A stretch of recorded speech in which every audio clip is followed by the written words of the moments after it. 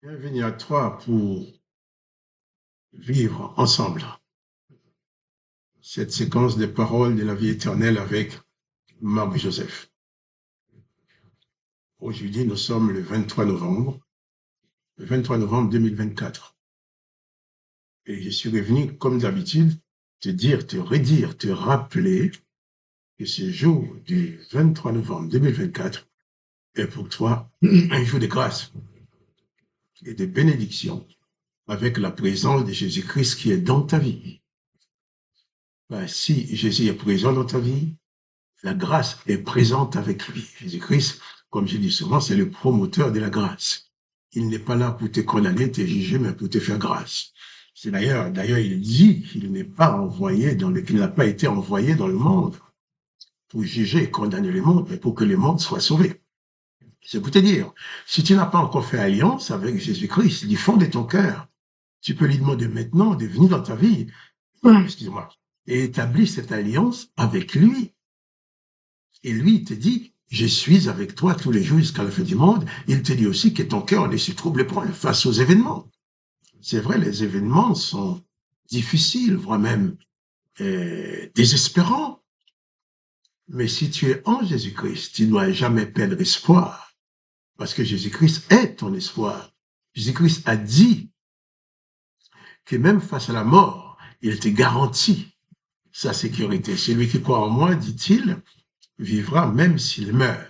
Il n'y a que Jésus-Christ qui a pu dire cela. Et lui aussi, bien sûr, il est venu dans le monde pour apporter aux humains la révélation de l'existence de Dieu le Père, qui n'est pas le condamnateur. Et les religieux, les sacrificateurs l'ont tué, croyant gagner contre lui. Mais en mourant sur la croix, Jésus a couronné sa victoire en proclamant le pardon pour ceux qui l'ont tué et aussi en proclamant que tout est accompli. Donc sa mission est pleinement accomplie. C'est pour ça aujourd'hui, j'ai un grand plaisir de pouvoir te dire que si tu confies ta vie à Jésus-Christ, tu n'as pas besoin de chercher l'aide des esprits de sorcellerie, l'aide des esprits de mort. Tu n'as pas besoin de chercher l'aide de ton grand-père, ton arrière-grand-père qui sont morts. Mais tu peux à tout moment élever ta foi, élever ton âme vers Jésus-Christ, adresser ta prière à Dieu le Père dans le nom de Jésus-Christ. Et Jésus-Christ a promis de venir toujours à ton secours. Alors je te dis, réalise seulement que le Seigneur Jésus, qui détient tout pouvoir, est présent dans ta vie et plus de panique. Car la peur n'évitera rien du tout. On dit bien que la peur n'évite pas le danger. Au contraire, la peur provoque les dangers. Mais si tu crois en Jésus-Christ, tu peux rester confiant dans toutes circonstances. Car lorsque Jésus-Christ te dit « Je suis avec toi tous les jours jusqu'à la fin du monde », il l'est réellement. Quoi qu'il arrive, il sera te garder même au-delà de cette vie terrestre. Alors que le nom de Jésus-Christ soit béni et que toi aussi tu sois richement béni par la présence de Jésus-Christ dans ta vie. Mais je te répète encore, ne panique plus, ne déprime plus, ne te décourage plus, ne baisse plus les bras. Quelles que soient les circonstances, tourne-toi vers Jésus-Christ, qui est la solution à tous tes problèmes. Jésus-Christ, il faut faire de lui la lumière de ta vie. Fais de Jésus-Christ la lumière de ta vie. D'ailleurs, Jésus-Christ dit, je suis le bon berger. Jésus-Christ veut être ton bon berger qui prend soin de toi. D'ailleurs, il a même dit, il est le bon berger parce qu'il n'ôte la vie à personne. Les gens qui entendaient Jésus avaient l'habitude d'exécuter les gens, de lapider ceux qui font du mal, de tuer les gens au nom de l'Éternel, de leur ôter la vie au nom de l'Éternel. Et quelquefois, c'est pas eux qui le font, c'est l'Éternel qui fasse que la terre s'ouvre, engloutir les gens, ou leur ôter la vie. Mais Jésus dit, lui, il est le bon berger et il n'ôte pas la vie. Là où l'Éternel ôtait la vie, Jésus-Christ donne sa vie. Il donne sa vie. C'est pour ça, lui, quand il t'appelle, Jésus-Christ, il ne t'appelle pas pour te juger, te condamner, mais pour te sauver, pour transformer ta vie en quelque chose de bien. pour te libérer des puissances du mal, pour te libérer de toutes ces mauvaises choses qui peuvent vouloir détruire ta vie. Jésus-Christ dit, viens à moi, toi qui es fatigué et chargé, et je te donnerai du repos. Il dit, prenez mon joug sur toi, accepte mon autorité, mon pouvoir sur ta vie, et tu auras du repos pour ton âme. Oh, quel bonheur de pouvoir s'approcher de Jésus-Christ. Je te souhaite vraiment de pouvoir jouir aussi de ce bonheur, de pouvoir élever ton âme vers Jésus-Christ en toutes circonstances. Il est le Maître, le Seigneur, le Sauveur, le Maître tout-puissant, le Maître d'amour. Que son nom soit béni. Avant de lire avec toi l'évangile de Jésus-Christ, les paroles, l'histoire de Jésus-Christ, je lis dans l'évangile de Jean l'histoire de la vie de Jésus-Christ. C'est important de connaître ça, de comprendre cela, de comprendre cette dimension d'amour que Jésus-Christ a manifestée en faveur de l'humanité. Et c'est pour ça, lorsque Jésus t'appelle, viens à lui, car il est prêt à te recevoir avec amour, avec bonté, et te libérer de toutes ces choses qui sont là pour tourmenter, pour empoisonner ta vie. Prions maintenant. Père, dans le nom du Seigneur Jésus-Christ, je me tiens devant toi avec mon frère, ma sœur, avec cet homme, cette femme qui regarde la vidéo et qui prie avec moi. J'appelle ta bénédiction dans sa vie. Je proclame ta bénédiction dans sa vie. Je proclame ta paix dans sa vie. Je proclame ta grâce dans sa vie. Je proclame ton encouragement dans sa vie. Je te demande de l'aider à réaliser que tu es réellement présent en tant que sauveur, en tant que maître, en tant que libérateur dans sa vie, afin qu'elle puisse se confier en toi et s'installer enfin dans cette paix que toi seul, tu sais donner. Tu as dit, je te donne la paix, je te laisse ma paix, as-tu dit, je ne te la donne pas comme le monde donne. Et tu ajoutes que ton cœur ne se trouble et ne s'alarme point.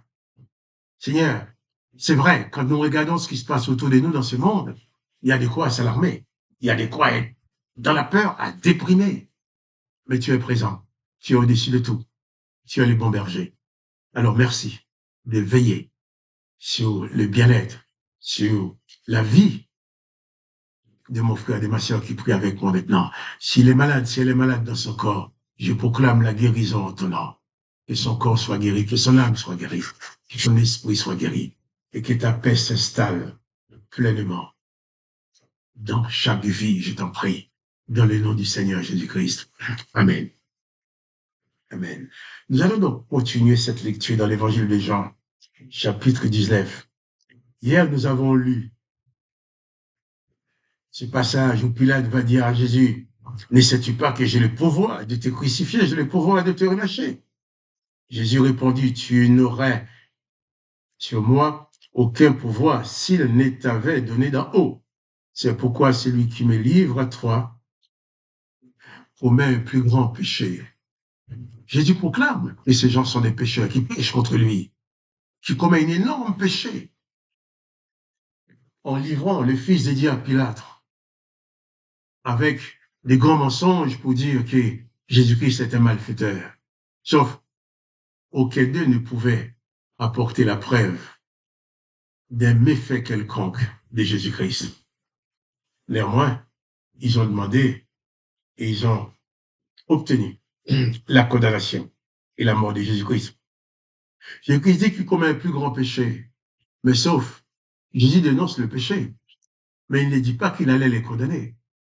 Il a dit qu'il commettait, que ces gens-là avaient commis un plus grand péché, mais avant de mourir, Jésus va dire, Père, pardonne-leur, car ils ne savent ce qu'ils font.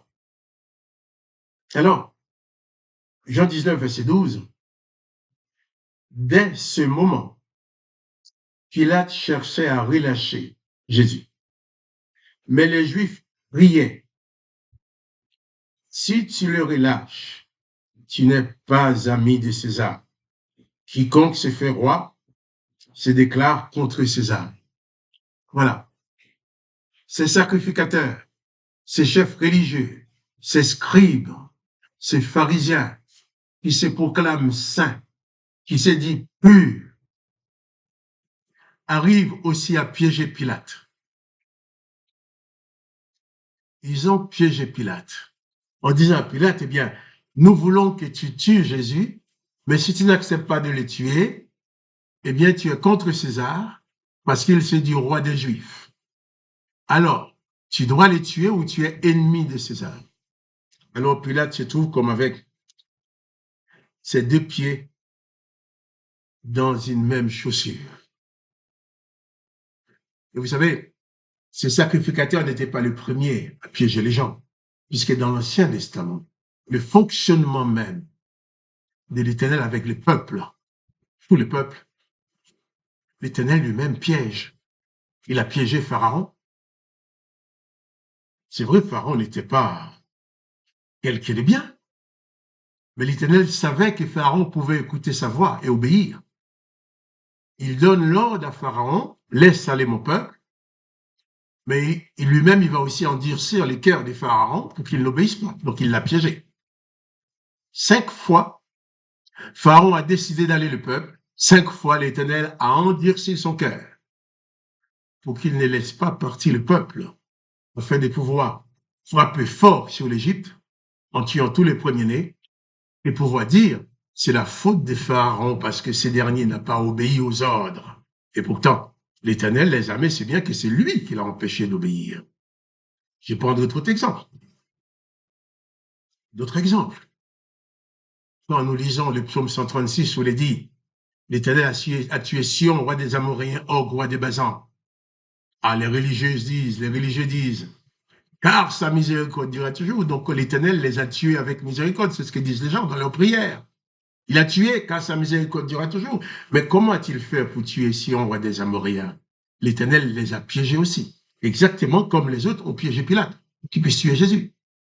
L'Éternel a demandé à Josué d'envoyer des missionnaires, pas des mercenaires, d'envoyer des missionnaires pour aller demander une délégation pour demander à Sion, pour demander, oui, à ce roi de laisser passer le peuple en disant nous allons payer l'eau que nous buvons, la nourriture que nous mangeons, nous ferons aucun mal.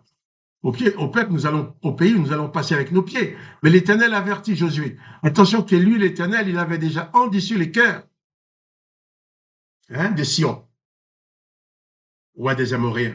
Il avait déjà endurci son cœur pour l'empêcher d'obéir. Après, il va pouvoir dire, bien, comme il n'obéit pas, vous allez pouvoir détruire le pays, tuer tout le peuple et piller le butin, piller les biens.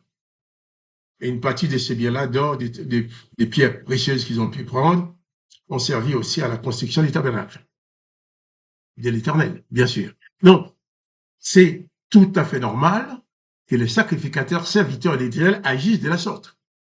Piéger Pilate pour obtenir ce qu'ils veulent. Seulement, Pilate a dit, mais prenez-les et tuez-les vous-même.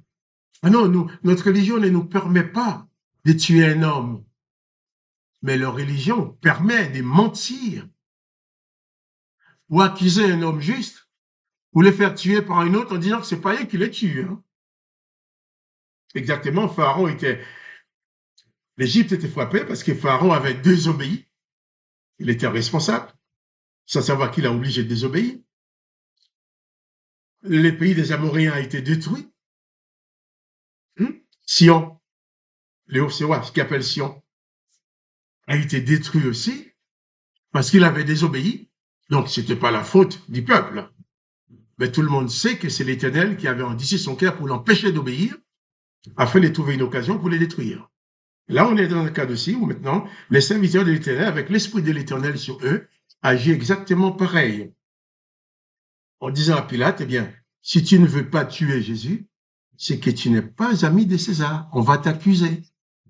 Parce que Jésus s'est dit qu'il est roi des Juifs. S'il est le roi des Juifs, il est contre César parce que nous reconnaissons que César comme roi. Donc tu dois tuer Jésus. Ils l'ont piégé Pilate. Bien sûr, Pilate aurait pu prendre le risque, bon, faites tout ce que vous voulez, mais je ne veux pas les tuer. Mais non. Il nous dit, dès ces moments, Pilate cherchait à relâcher Jésus, mais les Juifs crièrent, si tu le relâches, tu n'es pas ami de César. Quiconque se fait roi se déclare contre César. Pilate, ayant entendu ces propos, les amena Jésus dehors, et il siégea au tribunal, au lieu appelé parvé en hébreu Gabbatha. Pilate piégé. Je ne dis pas que Pilate était un bon garçon qui aurait décidé de libérer Jésus, lui tout seul. Mais Pilate a tout essayé.